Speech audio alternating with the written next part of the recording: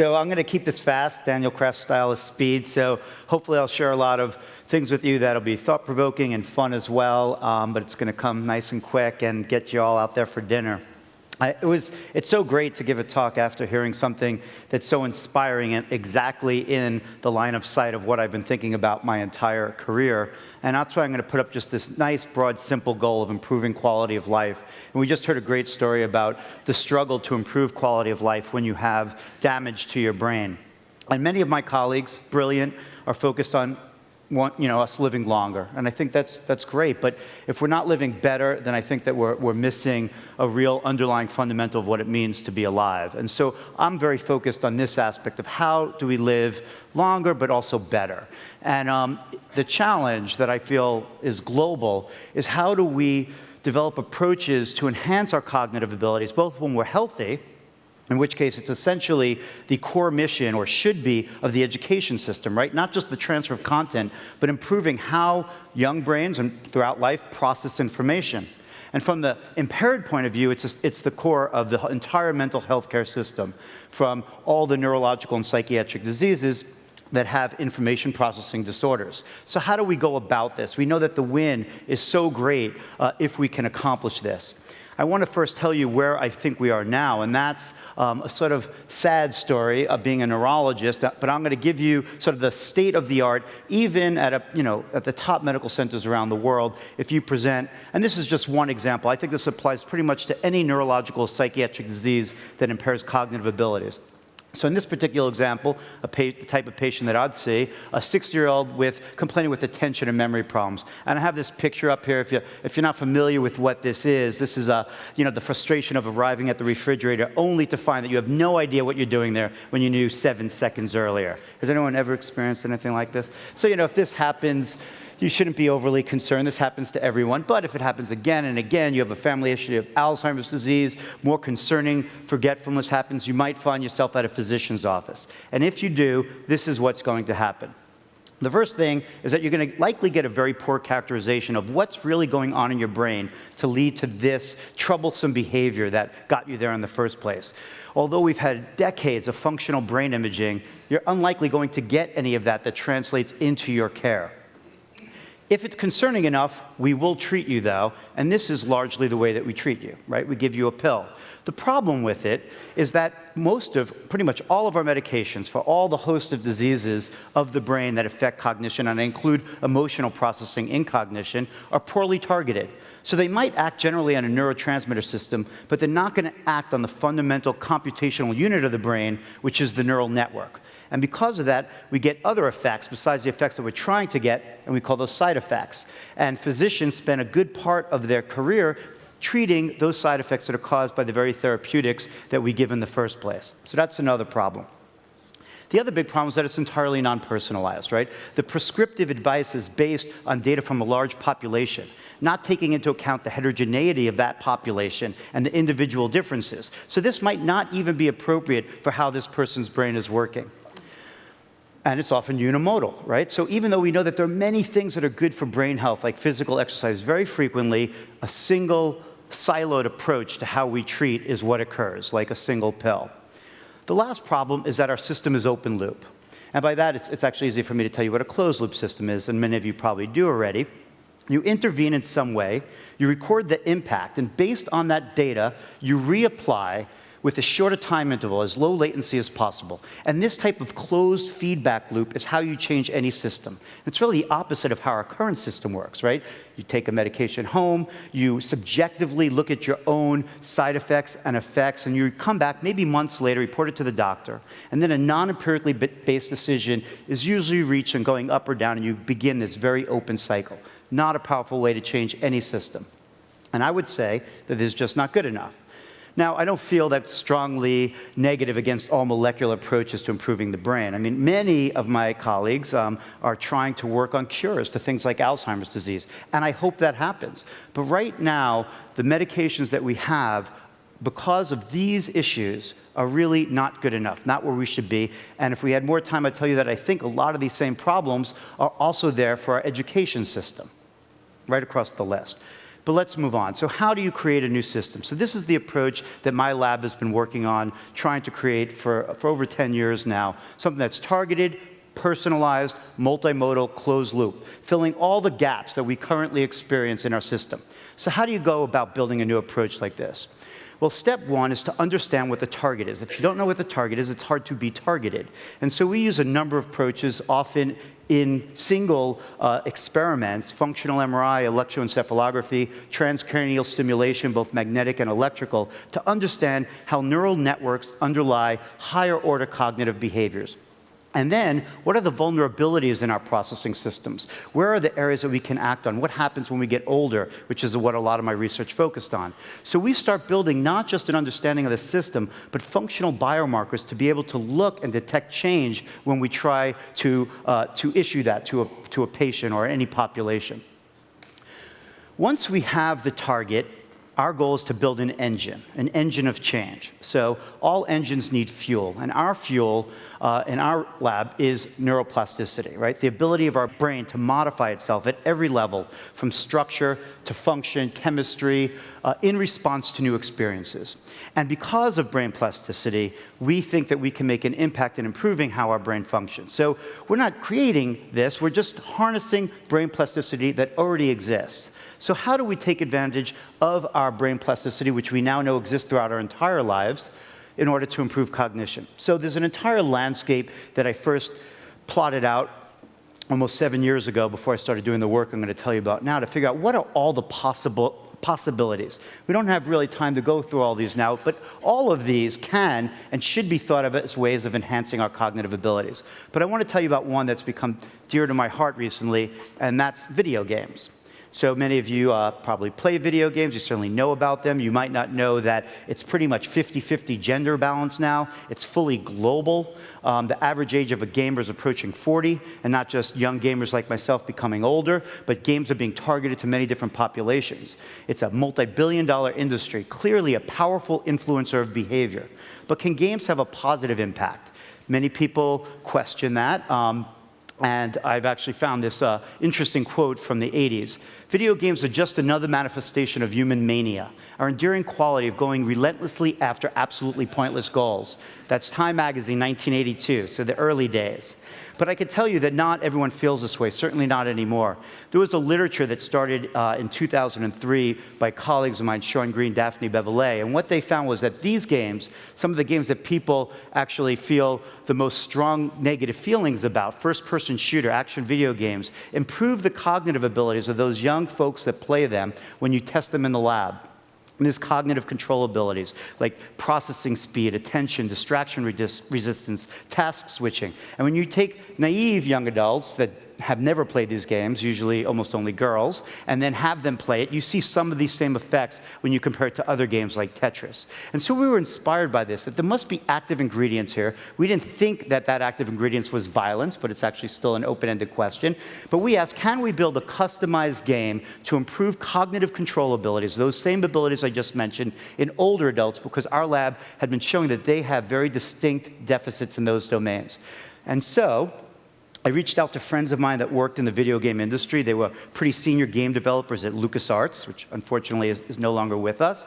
And they were just friends of mine. And I said, hey, can you come down to the lab? I came up with an idea of a game that's based on our research on the type of abilities that we know older adults have a lot of trouble with. But my lab doesn't know how to build a video game. We want to build something immersive. We have a lot of ideas about the active ingredients that we want in this. Can you come down and help us build? And fortunately, they felt that they've been teaching teenagers how to kill aliens their entire lives, and that the opportunity to do something with positive impact was really interesting to them. So they came down to my lab. We had a whole team of engineers, artists, musicians, storytellers, interacting with my students and my postdocs, and we built the game. It took us around a year. I'm just going to give you a quick look at Neuroracer. And so what you do in Neuroracer, you drive a car on a road. You have to maintain the car using a joystick in all directions, so up the hill, give it gas, left, right. These signs come up, green circles. You have to respond as rapidly and accurately to target signs and ignore distracting signs like red circles or these green pentagons. Very hard not to press for them. Some of what's under the hood here is that both of these tasks use adaptive algorithms, meaning that they challenge you right at the level of your ability, detecting your ability in real time and then adjusting the challenge to scale appropriately to you. We then take these adaptive algorithms, so both those tasks have independent algorithms, and, well, if you were playing this game, what you would do, whether or not you did it on purpose, is that you'd get better at one of these things and let the other fall off. Your brain doesn't do very well with this type of simultaneous parallel processing on two tasks that demand attention. But what we do is we couple across the adaptive loops with reward cycles. So essentially, you don't level up in this game if you don't get better at both these tasks. And everyone likes leveling up, even 80-year-olds that come into our lab. So we take advantage of that human drive to improve and built the game this way. And then we did a series of studies over the 4 years that followed. So the game took us a year, then 4 years of research using the game in so many different ways. I'm just going to give you a quick snapshot of some of that. We could look at the game to see behaviorally how you perform, neurally how you perform, and then see if we could use the game as a therapeutic intervention to improve not just your skills to multitask in a distracting environment, but other aspects of cognitive control like attention and memory that we know are related to those skills. So let me show you about the game as a behavioral diagnostic. So multitasking performance, a 0% means that you do as well on the sign task when you do it alone compared to when you're driving at the same time. And so you could see we have on the x-axis decades of life, and if we have 20-year-olds, I don't know if there's any 20-year-olds in the room, but I lecture a lot, and if you ask 20-year-olds how they will do on this, they think that they will have a 0% because they believe they are multitasking masters. And so they play the game, you record that differential, and what we find is that they're not, right? They have a 27% drop in performance when they try to simultaneously engage in these two tasks. Now, we already know that 70-year-olds are going to be impaired on this because we've been studying this for a decade and have dozens of publications. But what happens in between, right? Do you just retain these abilities and then plummet in one horrible year when you're 69?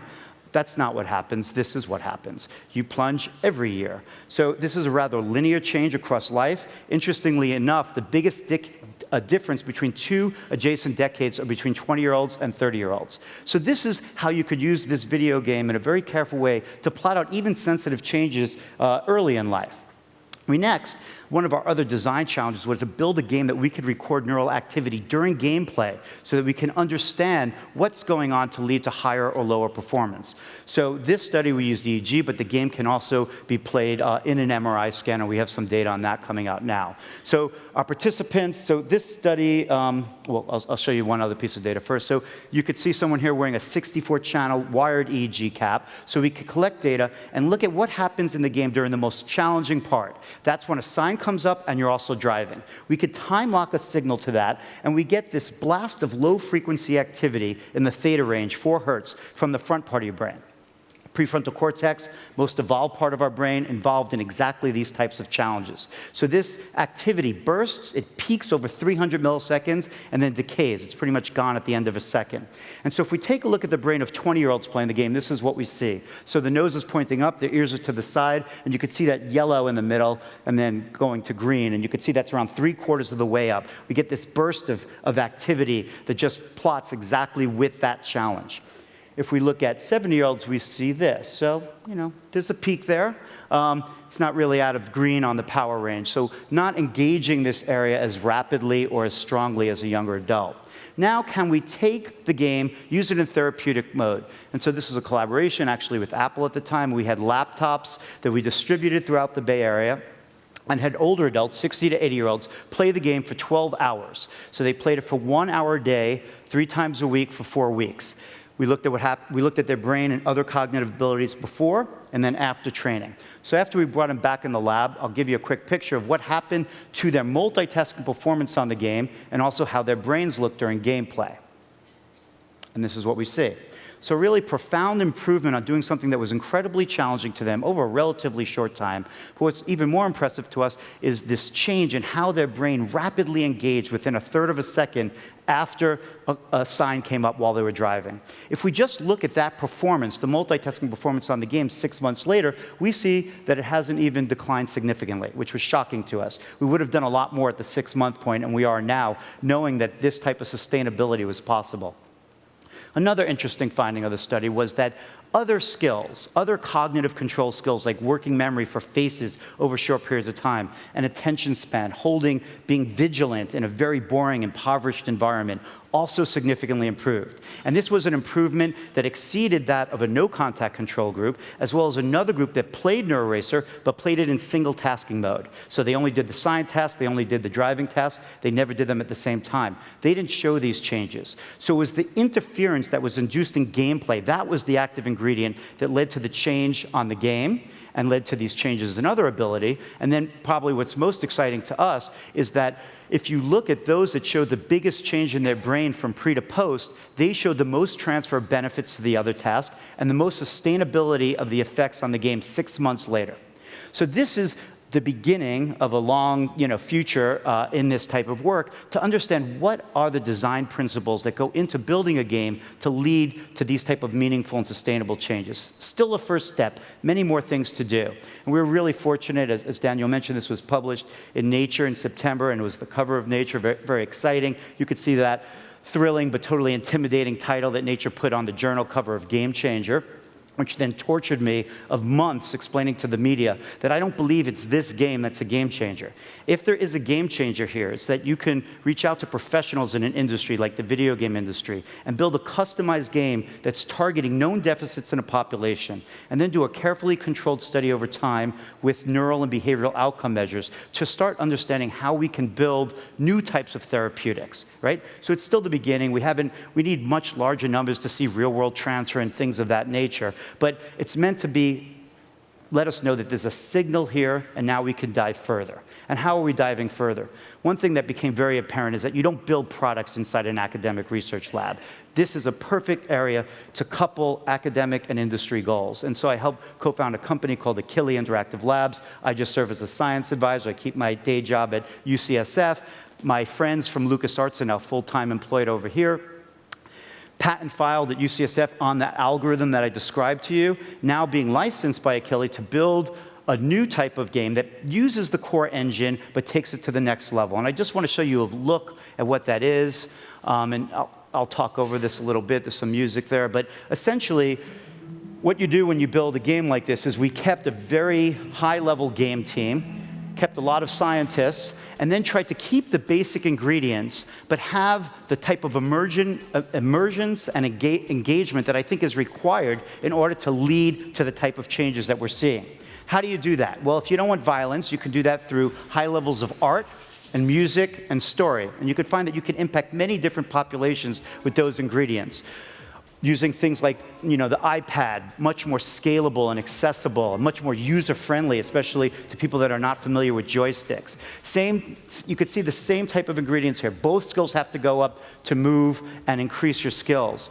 Once you have game designers working full-time, you could create new environments. And actually, unlike Neuroracer, as you travel through different worlds, the challenges increase. It's still the sign task and the driving task, but you could see that they keep layering on to push you further and further. When we test kids, 8 to 12-year-olds, the only thing they want to do is customize their avatar. And so that's an option here. I think it's important for engagement. So anyway, that's what's going on. So that game has been built now. So where is that game? Can you buy it in the App Store as a mask constantly? And you can. So what's happening now is that the company made a very interesting decision to take that game into the medical world completely, cutting it off from the consumer domain, at least for now, and going through large-scale clinical trials, multiple groups. I just advise on these. It's up to my colleagues now to take this the rest of the way. Studies on ADD, depression, TBI. We've heard a lot about TBI, and this type of approach, I think, is very exciting in general, and of course, autism as well. You could see that two of the biggest funders of this type of research, interestingly enough, was Big Pharma. It was sort of a surprise to us. So Shire Pharmaceuticals supporting the ADD study, and Pfizer, which makes Aricept. Shire makes Adderall, by the way. Pfizer makes Aricept supporting the Alzheimer's study. So these, especially the ADD is about to give birth.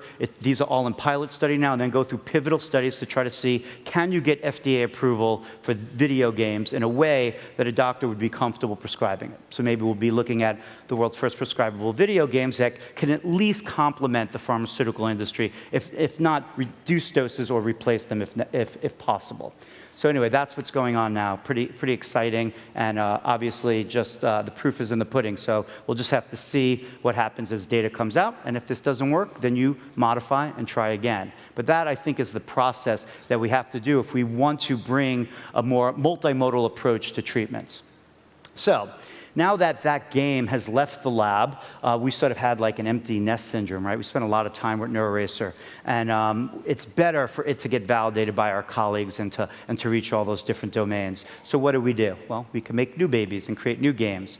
And I started realizing that we didn't actually have a lab to build and test the types of games that I was coming up with. So at UCSF, I just led the development of a new lab called the Neuroscape Lab, which is really meant to bridge technology and neuroscience as often as possible, using consumer-facing technology and seeing if we can validate it carefully as science and health tools. So this is a glimpse of what it looks like. This is our brand new neuroscience building at the Mission Bay campus at UCSF. So that building, 250,000 square feet, all neuroscience. And you can see our lab in the bottom panels. These two rooms are on opposite sides of the same wall, and one side, the control room, is where we create interactive environments that we then send into the experimental room. Also, we receive pretty much everything we can imagine, from eye movements to body movements to EEG activity to heart rate variability, galvanic skin response. So essentially, we create these immersive environments and then pull out as much data as possible to see how we could change someone on many different levels to improve them and how they function, both healthy and impaired. I just want to show you some of the technology we're excited about. Probably no surprise that we're excited about wireless technology. Our goal is to use the lab as a launching pad to get it into people's homes. So we have a lot of work with tablets. We're building a cognitive assessment called ACE that uses adaptive algorithms to try to get rapid cognitive assessments so that we can start doing experiments mobily and do them on thousands or tens of thousands or hundreds of thousands of people. Very excited about sensors, all sorts of sensors. We do a lot of work with hardware companies that are building EEG devices, which we've been using for a long time.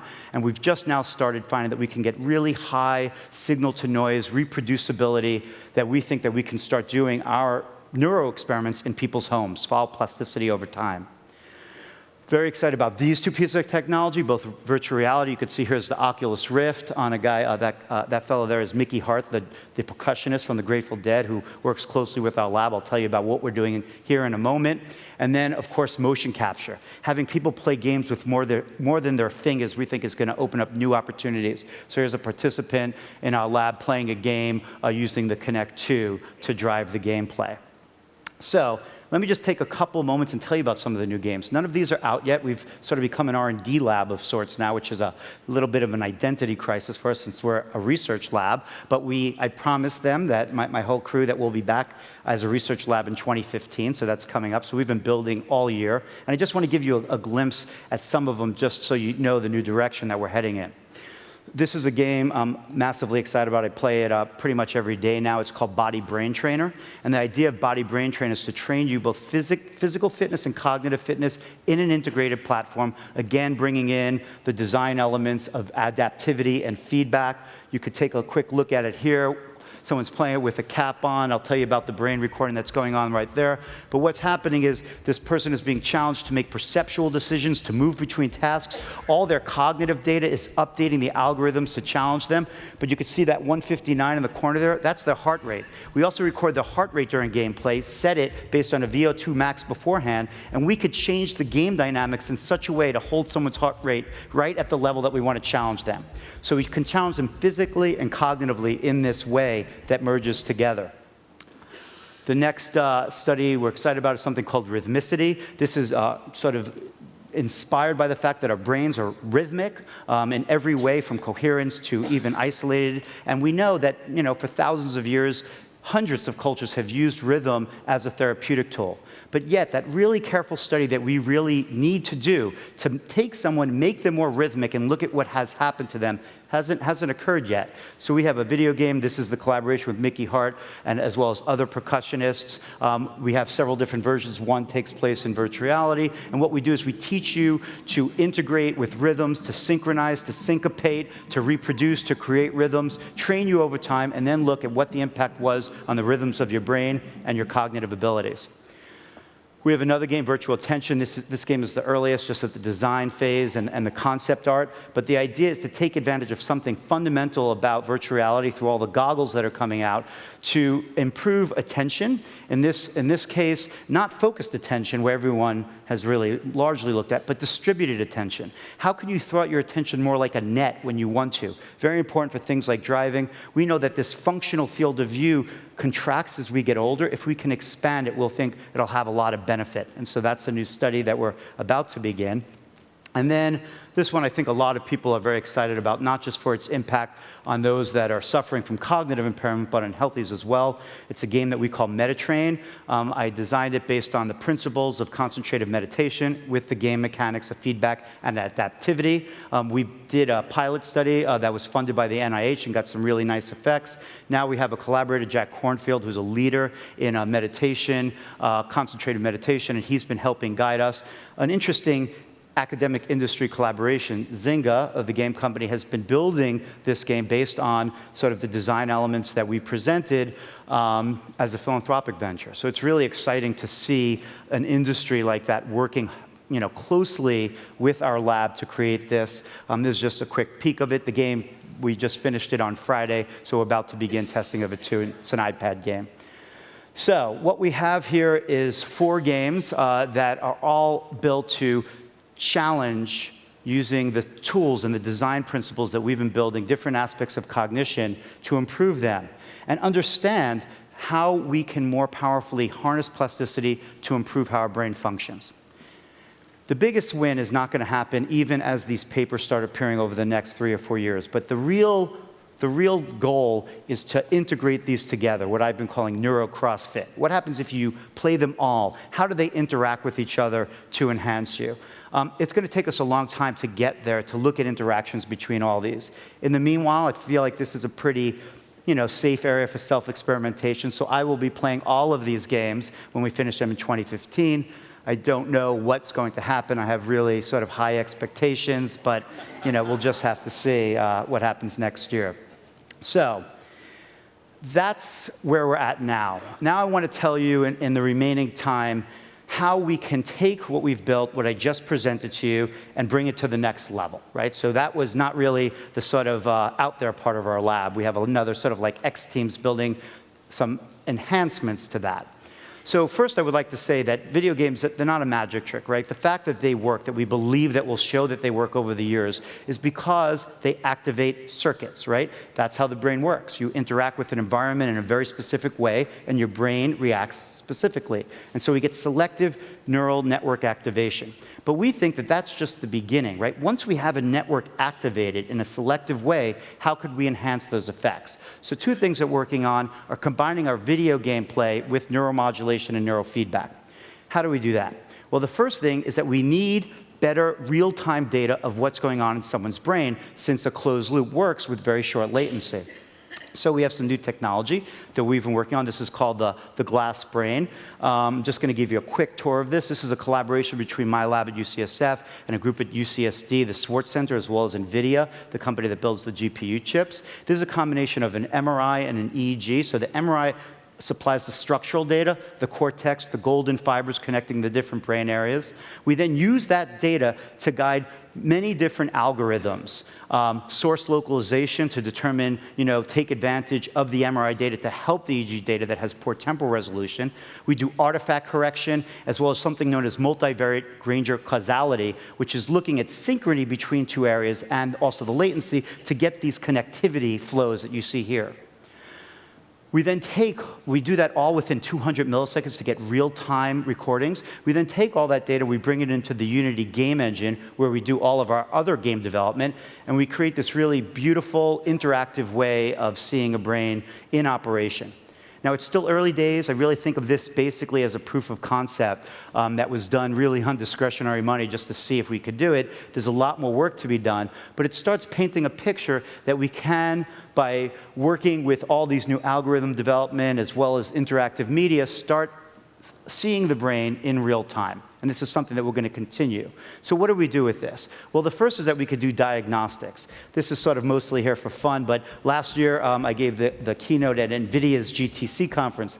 The gentleman in the red shirt is Mickey Hart, playing a rhythm drumming game, a predecessor of Rhythmicity called Neurodrummer. You could see he has an Oculus Rift on. So Mickey is wearing a 64-channel EEG cap. He's inside virtual reality playing this drumming game. Tim Mullen, one of our head engineers from UCSD, is also wearing an Oculus Rift, but he's flying inside Mickey's brain in real time, so which you could see right over here displayed on this large screen. So it's sort of like a neuro-nested dolls, right? Like Mickey's in virtual reality playing a game and Tim is flying through his brain. Could this, in the future, become a new diagnostic tool, a way of seeing the brain in real time while someone engages with a game that's challenging them appropriately? I don't know. It's something that we're working on. We think it's exciting. But what I'm most enthusiastic about is taking this neural data and using it to drive closed loops. First, I want to point out that we already have closed-loop therapeutics, right?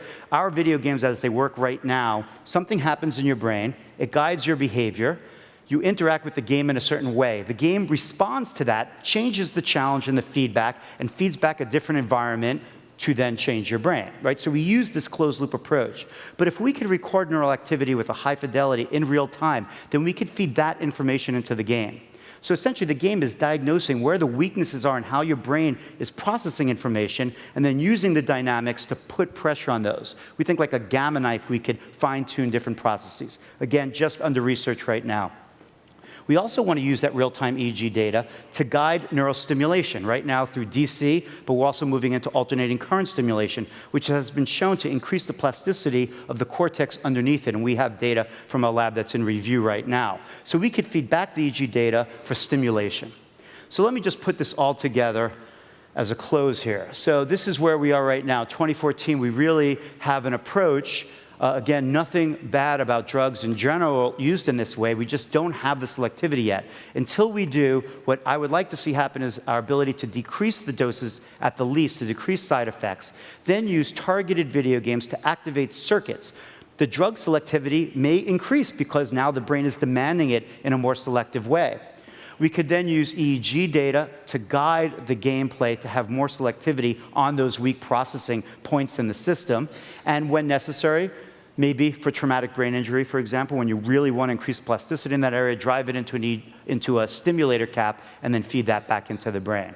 And so what you wind up with here is something that's targeted, it's personalized, not just to the individual, but even across time. It's multimodal, and it's multiple closed loops running in parallel.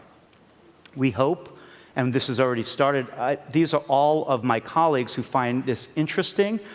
Maybe they're largely frustrated with their own ability to impact all of these populations. This is not a theoretical list. Actually, I see a couple that I have not added that I should add now. But over the years, we will see how we can have an impact on strengthening the brain in all of these states, right? So I'm not saying that it's going to cure the underlying pathology of Alzheimer's disease, but having a stronger brain to resist pathology, to improve quality of life during those years until we come up with cures for some of these, I think will have a really big impact. And then, of course, is education as well. Thank you for your attention.